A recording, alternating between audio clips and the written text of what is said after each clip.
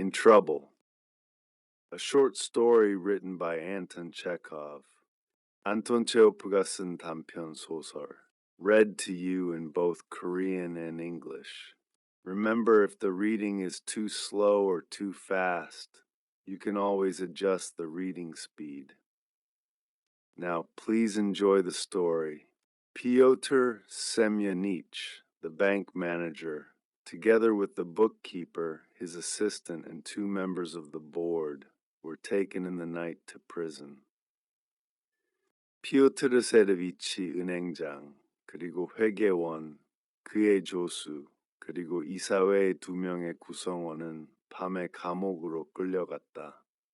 The day after the upheaval, the merchant Avdeyev, who was one of the committee of auditors, was sitting with his friends in the shop, saying, 소란이 있은 다음 날 감사를 맡은 위원 중 한 명인상인 압데예프는 가게에서 친구들과 함께 앉아 말했다.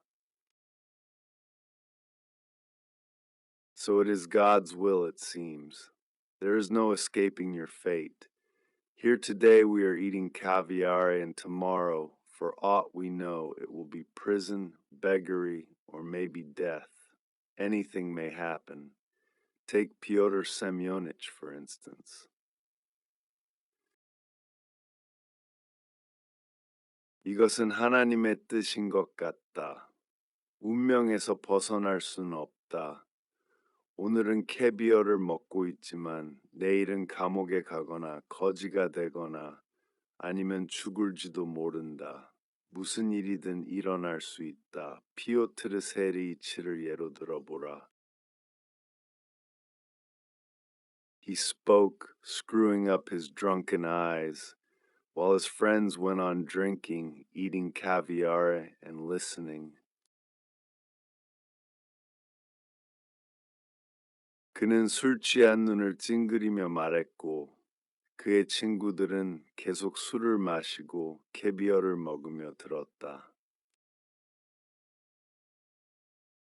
Having described the disgrace and helplessness of Pyotr Semyonich, who only the day before had been powerful and respected by all, Avdeyev went on with a sigh.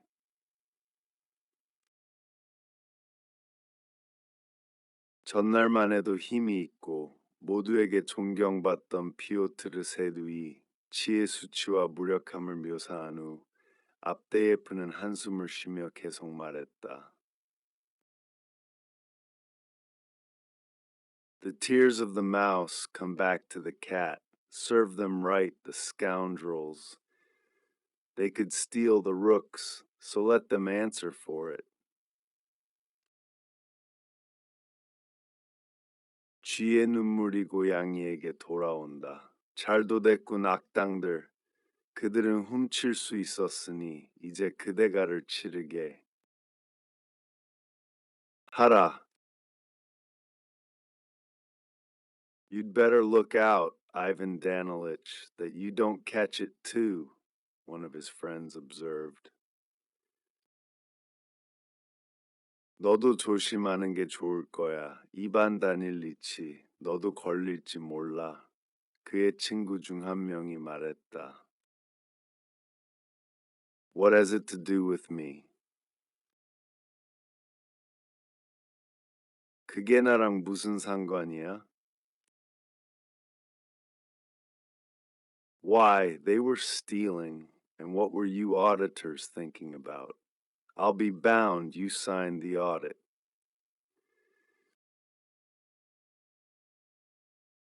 왜냐하면 그들은 도둑질을 했고 너희 감사들은 그동안 뭘 했던 거야?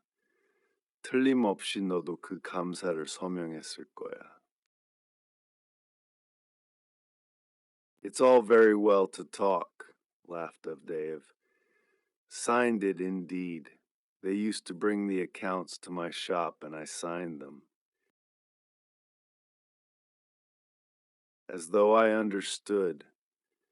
Give me anything you like, I'll scrawl my name to it. If you were to write that I murdered someone, I'd sign my name to it. I haven't time to go into it. Besides, I can't see without my spectacles. 말은 쉽지. 압데예프가 웃으며 말했다. 맞아, 서명했지. 그들은 항상 장부를 내가게로 가져왔고 나는 서명만 했어. 마치 내가 이해한 것처럼 무슨 서류든 주면 나는 그냥 이름을 쓰지. 네가 나에게 누군가를 죽였다고 쓰면 나도 서명할 거야. 난 그걸 볼 시간도 없었어. 게다가 안경 없이는 아무것도 안 보여.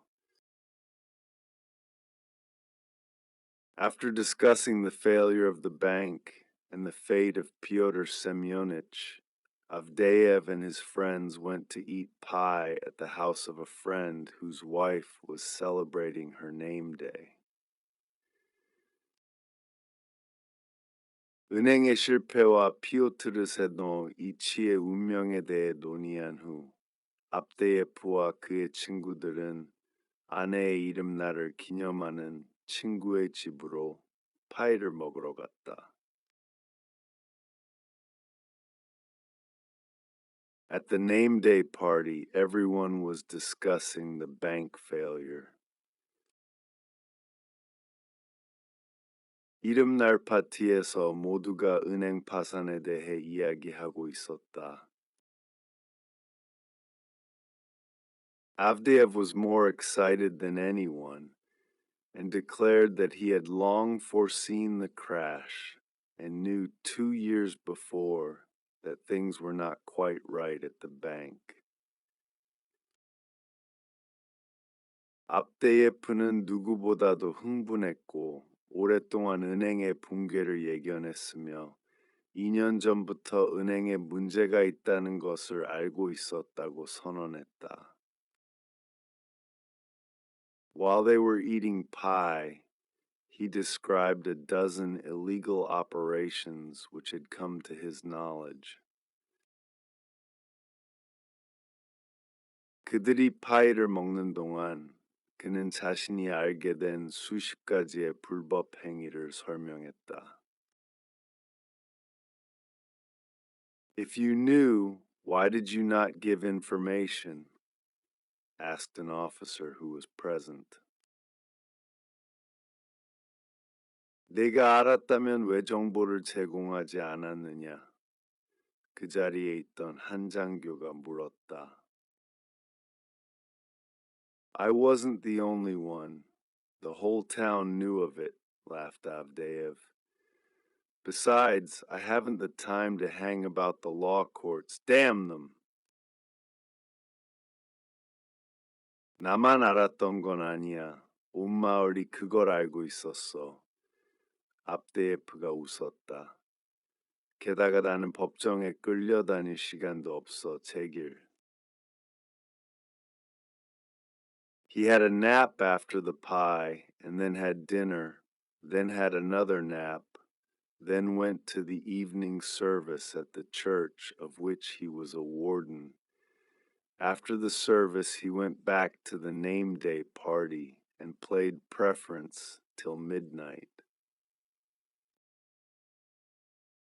Everything seemed satisfactory.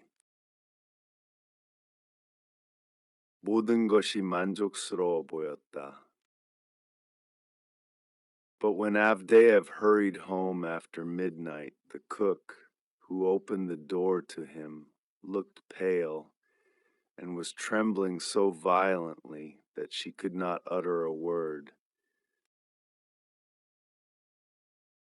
그러나 압데예프가 자정이 지나서 집으로서 둘러 돌아왔을 때 문을 연 요리사는 창백해 보였고 너무 심하게 떨고 있어서 말을 할 수 없었다.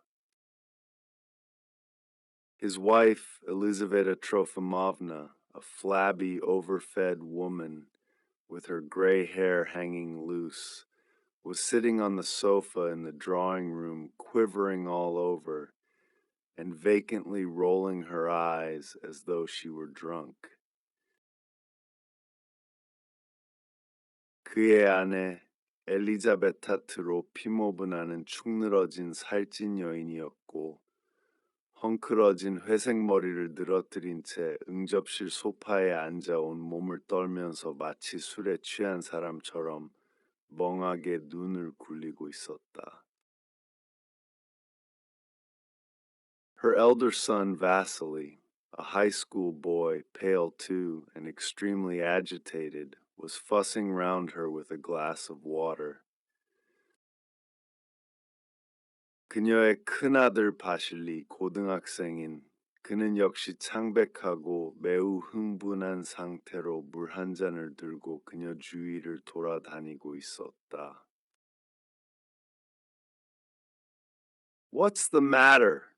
asked Avdeyev, and looked angrily sideways at the stove. His family was constantly being upset by the fumes from it.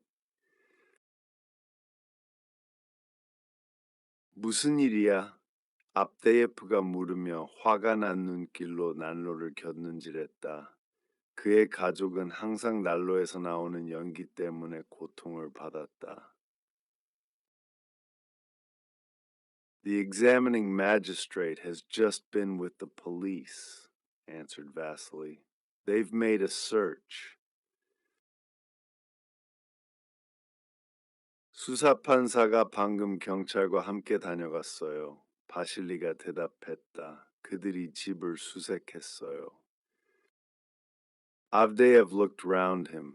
The cupboards, the chests, the tables, everything bore traces of the recent search. 압데예프는 주위를 둘러보았다. 찬장, 상자, 테이블 모든 것이 최근 수색의 흔적을 남기고 있었다. For a minute Avdeyev stood motionless as though petrified, unable to understand. Then his whole inside quivered and seemed to grow heavy. His left leg went numb, and unable to endure his trembling, he lay down flat on the sofa. 압데예프는 잠시 동안 돌처럼 멈춰서서 이해할 수 없었다. 그러다 갑자기 속이 떨리고 무거워지는 느낌이 들었고 그의 왼쪽 다리는 감각이 없어졌으며 떨림을 견딜 수 없어서 그는 소파에 몸을 뉘었다. He felt his inside heaving and his rebellious left leg tapping against the back of the sofa. 그는 속이 들썩이는 것과 반항적인 왼쪽 다리가 소파 등 바지를 두드리는 것을 느꼈다. In the course of 2 or 3 minutes he recalled the whole of his past, but could not remember any crime deserving of the attention of the police.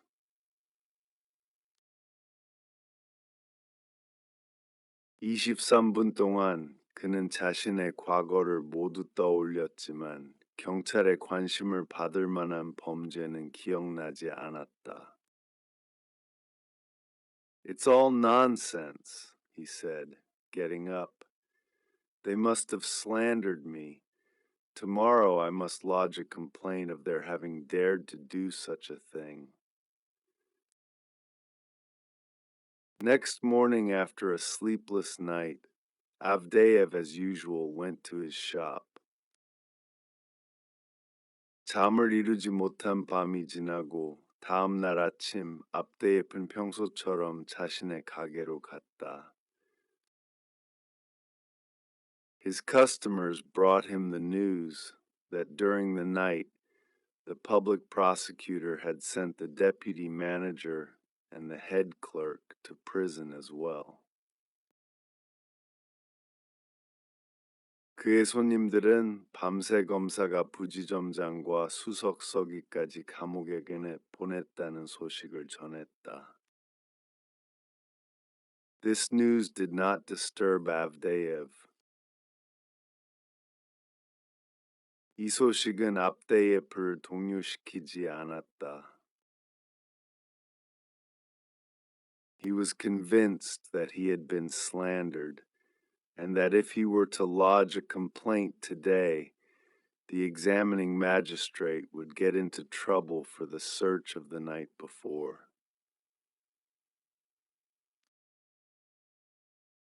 그는 자신이 모함을 당했다고 확신했고 오늘 고소를 하면 수사 판사는 전날 밤의 수색 때문에 공경에 처할 것이라고 믿었다.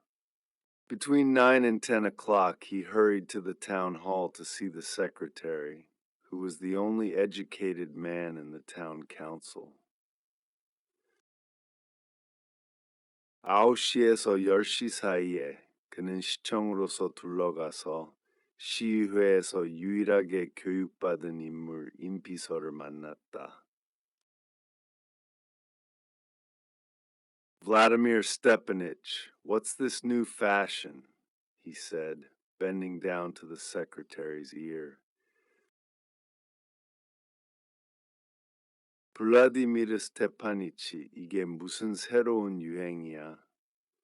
그는 비서의 귀에 대고 말했다. People have been stealing, but how do I come in? What has it to do with me, my dear fellow? He whispered. There has been a search at my house last night. Upon my word, have they gone crazy? Why touch me? 사람들이 도둑질을 했는데 내가 왜 여기에 끼어? 그게 나랑 무슨 상관이야? 내 말 좀 들어봐. 그는 속삭였다. 어젯밤에 우리 집을 수색했어. 정말들이 미쳤어. 왜 나를 건드리는 거야? Because one shouldn't be a sheep, the secretary answered calmly. Before you sign, you ought to look. 왜냐하면 사람은 양처럼 굴어서는 안 되니까. 비서는 침착하게 대답했다. 서명하기 전에 확인했어야지. Look at what? But if I were to look at those accounts for 1,000 years, I could not make head or tail of them. It's all Greek to me. I am no bookkeeper. They used to bring them to me, and I signed them. 무엇을 확인해? 내가 그 장부를 1,000년 동안 본다고 해도 무슨 말인지 모를 거야. 나한테는 전혀 이해가 안 돼. 나는 회계사가 아니야. 그들이 장부를 내게 가져오면 나는 그냥 서명했을 뿐이야. Excuse me. Apart from that, you and your committee are seriously compromised. You borrowed $19,000 from the bank, giving no security. 미안하지만 그것과는 별개로 너와 너의 위원회는 심각하게 연루되어 있어. 너희는 담보 없이 은행에서 29,000을 빌렸어. I am not the only one in debt to the bank. The whole town owes it money. I pay the interest and I shall repay the debt. What next? And besides, to tell the honest truth, it wasn't I myself borrowed the money. Pyotr Semyonich forced it upon me. Take it, he said, take it. If you don't take it, he said, it means that you don't trust us and fight shy of us. You take it, he said, and build your father a mill. So I took it. 나만 은행에 빚진 게 아니야. 온 마을이 은행에 돈을 빚지고 있어. 나는 이자를 내고 있고 빚도 갚을 거야. 또 뭐가 문제야? 그리고 솔직히 말해서 내가 직접 돈을 빌린 것도 아니야. 피오트르세 이 치가 강제로 나에게 돈을 주었어. 받아라, 그가 말했어. 받아라. 네가 받지 않으면 그가 말했어. 우리에게 신뢰가 없고 피하려는 거다. 그는 내 아버지에게 재분소를 지어라 라고 말했지. 그래서 내가 받았어. Well, you see, None but children or sheep can reason like that. In any case, Signor, you need not be anxious. You can't escape trial, of course, but you are sure to be acquitted. 봐라, 그런 식으로 생각하는 건 어린아이들이나 양들 뿐이야. 어쨌든 자네가 걱정할 필요는 없어. 재판은 피할 수 없겠지만 자네는 틀림없이 무죄 판결을 받을 거야. The secretary's indifference and calm tone restored Avdeyev's composure. 비서의 무심한 태도와 침착한 말투는 압데예프를 진정시켰다. Going back to his shop and finding friends there, he again began drinking, eating caviar, and airing his views. 가게로 돌아와 친구들을 발견한 그는 다시 술을 마시고 캐비어를 먹으며 자신의 생각을 나누기 시작했다. He almost forgot the police search, and he was only troubled by one circumstance which he could not help noticing. His left leg was strangely numb, and his stomach for some reason refused to do its work. 그는 경찰의 수색을 거의 잊었고 단지 한 가지가 그를 괴롭혔다. 왼쪽 다리가 이상하게 저렸고 그의 위장이 이유 없이 재기능을 하지 않았다. That evening, destiny dealt another overwhelming blow at Avdeyev. At an extraordinary meeting of the town council, all members who were on the staff of the bank, Avdeyev among them, were asked to resign on the ground that they were charged with a criminal offense. 그날 저녁 운명은 압데예프에게 또 다른 압도적인 타격을 주었다. 시의회 임시회의에서 은행 직원이었던 모든 구성원들, 그 중압데예프도 포함하여 범죄 혐의로 사임을 요구받았다. In the morning, he received a request to give up immediately his duties as church warden. 아침에 그는 즉시 교회 관리인 직무를 포기하라는 요청을 받았다. After that, Avdeyev lost count of the blows dealt him by fate, and strange, unprecedented days flitted rapidly by, one after another, and every day brought some new, unexpected surprise. 그 후 압데예프는 운명에 의해 받은 타격을 셀 수 없게 되었고 기이하고 전례 없는 날들이 빠르게 지나갔으며 매일매일 새로운 예상치 못한 놀라움이 다가왔다. Among other things, the examining magistrate sent him a summons, and he returned home after the interview, insulted and red in the face. 다른 일들 중에서 수사판사는 그에게 소환장을 보냈고 그는 신문을 마치고 집으로 돌아왔을 때 모욕을 느꼈고 얼굴이 붉어져 있었다. He gave me no peace, pestering me to tell him why I had signed. I signed, that's all about it. I didn't do it on purpose. They brought the papers to the shop and I signed them. I am no great hand at reading writing. 그는 나를 내버려 두지 않았고 왜 내가 서명했는지 말하라고 계속 괴롭혔어. 나는 서명했어. 그게 다야. 고의로 한 것도 아니야. 그들이 서류를 가게로 가져왔고 나는 서명했어. 나는 글을 읽는데 능숙하지 않아. Young men with unconcerned faces arrived, sealed up the shop, and made an inventory of all the furniture of the house. 무심한 표정의 젊은이들이 도착했고 가게를 봉인하고 집안의 모든 가구 목록을 작성했다.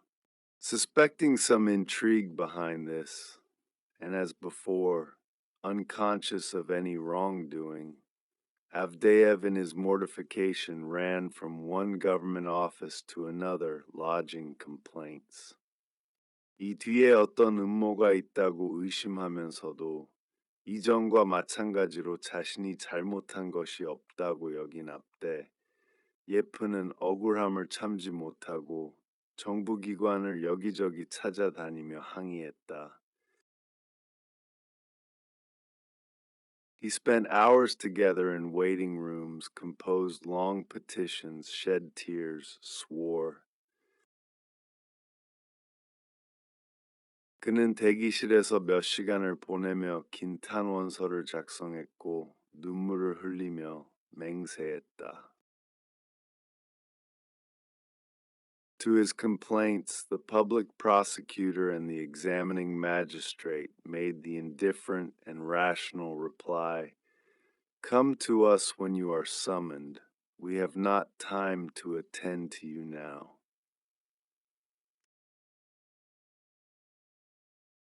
그의 항의에 대해 검사와 수사판사는 무심하고 이성적인 대답을 했다. 소환되면 오시오. 지금은 당신을 상대할 시간이 없소. While others answered, "It is not our business."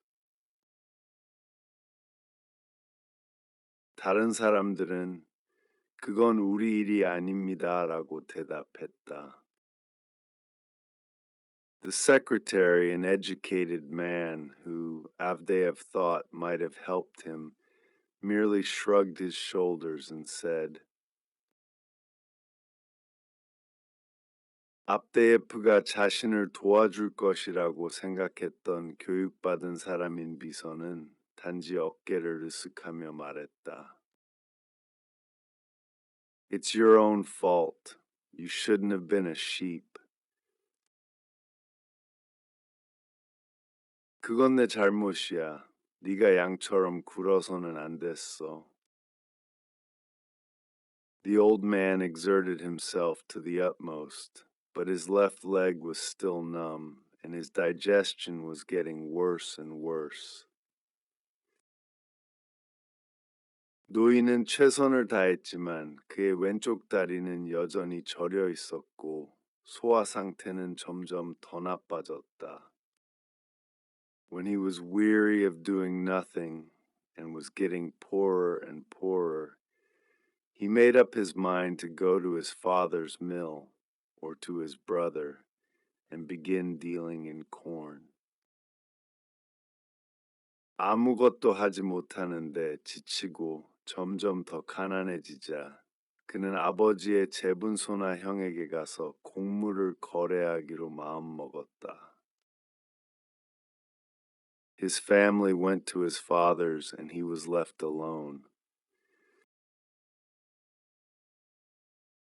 그의 가족은 아버지에게 가고 그는 혼자 남겨졌다. The days flitted by, one after another. Without a family, without a shop, and without money, the former church warden, an honored and respected man, spent whole days going the round of his friends' shops, drinking, eating, and listening to advice. 날들은 연이어 빠르게 지나갔다. 가족도 없고 가게도 없고 돈도 없이 한때 존경받던 교회 관리인이었던 그는 친구들의 가게를 돌아다니며 술을 마시고 음식을 먹고 조언을 들으며 하루하루를 보냈다. In the mornings and in the evenings, to while away the time, he went to church. Looking for hours together at the icons, he did not pray, but pondered. 오랜 시간 동안 성화를 바라보며 그는 기도하지 않고 생각에 잠겼다. His conscience was clear, and he ascribed his position to mistake and misunderstanding. To his mind, it was all due to the fact that the officials and the examining magistrates were young men and inexperienced. 그는 양심에 거리낄 것이 없었고 자신의 상황을 실수와 오해로 돌렸다. 그의 생각에 이 모든 것은 관리들과 수사판사들이 젊고 경험이 부족했기 때문이었다. It seemed to him that if he were to talk it over in detail and open his heart to some elderly judge, everything would go right again. 그는 만약 어떤 나이든 판사와 상세히 이야기하고 마음을 털어놓는다면 모든 것이 다시 정상으로 돌아올 것이라고 생각했다. He did not understand his judges, and he fancied they did not understand him. 그는 판사들을 이해하지 못했고 그들도 그를 이해하지 못한다고 여겼다. The days raced by, and at last, after protracted, harassing delays, the day of the trial came. 날들이 빠르게 지나갔고 마침내 긴 지연과 고통스러운 기다림 끝에 재판일이 다가왔다. Avdeyev borrowed 50 rubles, and providing himself with spirit to rub on his leg and a decoction of herbs for his digestion, set off for the town where the circuit court was being held. 압데예프는 50루블을 빌렸고 다리에 바를 약주와 소화를 돕기 위한 약초 달인물을 준비한 후 순회 법원이 열리는 도시로 떠났다.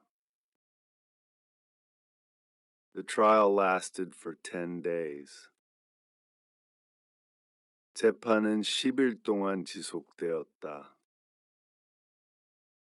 Throughout the trial, Avdeyev sat among his companions in misfortune with the stolid composure and dignity befitting a respectable and innocent man who is suffering for no fault of his own. He listened and did not understand a word. 재판 내내 압데예프는 아무런 잘못도 없이 고통받는 존경받을 만한 무고한 사람에게 어울리는 차분함과 존엄성을 유지한 채 불운한 동료들 사이에 앉아 있었다. 그는 듣고 있었지만 한마디도 이해하지 못했다. He was in an antagonistic mood. 그는 적대적인 기분이었다. He was angry at being detained so long in the court, at being unable to get Lenten food anywhere, at his defending counsels not understanding him, and as he thought saying the wrong thing. 그는 법정에 오랫동안 갇혀 있는 것, 어디에서도 사순절 음식조차 구할 수 없는 것, 변호인이 그를 이해하지 못하고 그가 생각하기에 엉뚱한 말을 하고 있다는 것에 화가 났다. He thought that the judges did not understand their business. 그는 판사들이 자신들의 일을 제대로 이해하지 못한다고 생각했다. They took scarcely any notice of Avdeyev. They only addressed him once in 3 days, and the questions they put to him were of such a character that Avdeyev raised a laugh in the audience each time he answered them.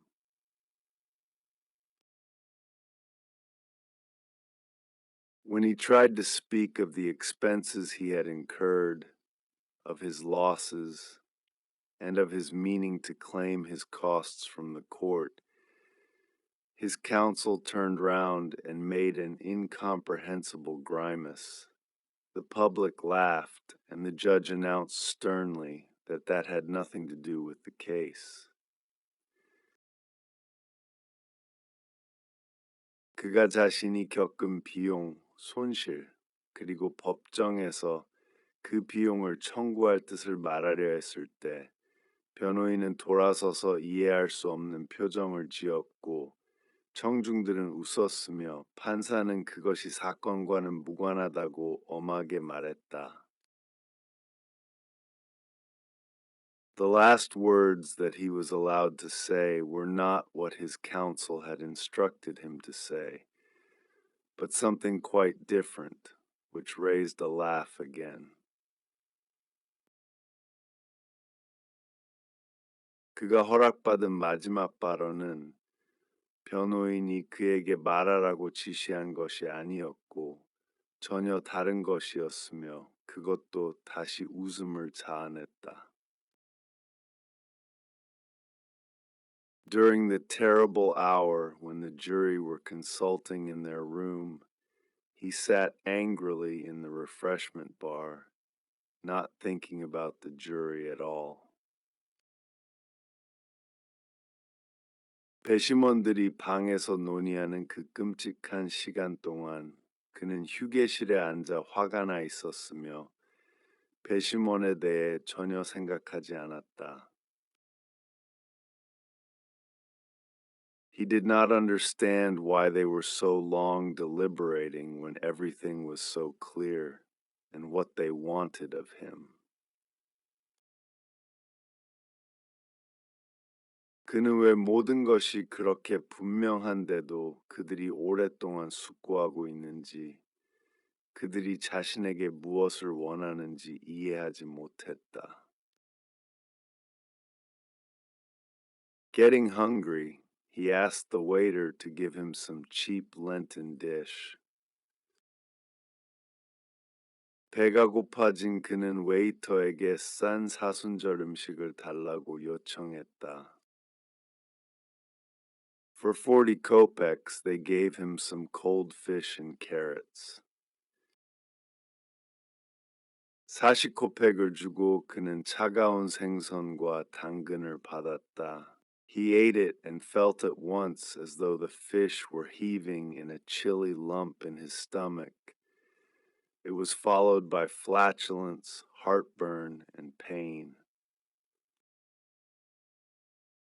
그는 그것을 먹고 나자마자 생선이 차가운 덩어리로 위에서 움직인 듯한 느낌을 받았고 이어서 가스 차는 느낌, 속쓰림, 그리고 통증이 뒤따랐다. Afterwards, as he listened to the foreman of the jury reading out the questions point by point, there was a regular revolution taking place in his inside. His whole body was bathed in a cold sweat. His left leg was numb. He did not follow, understood nothing,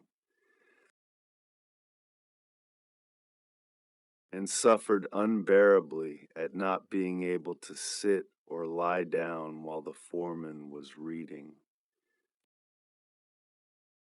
그 후 그는 배심원의 대표가 질문을 하나하나 읽어 내려가는 것을 들으며 그의 속에서 격렬한 혼란이 일어났고 그의 온몸은 식은 땀으로 흠뻑 젖었으며 왼쪽 다리는 감각이 없었다. 그는 전혀 이해하지 못했고 대표가 읽는 동안 앉거나 눕지 못하는 고통을 참을 수 없었다. At last, when he and his companions were allowed to sit down, the public prosecutor got up and said something unintelligible, and all at once, as though they had sprung out of the earth, some police officers appeared on the scene with drawn swords and surrounded all the prisoners. 마침내 그와 동료들이 앉을 수 있게 되었을 때 검사가 일어서서 알아들을 수 없는 말을 했고 갑자기 경찰들이 칼을 빼들고 나타나 모든 죄수들을 둘러쌌다. Avdeyev was told to get up and go. 압데예프는 일어나서 가라는 말을 들었다.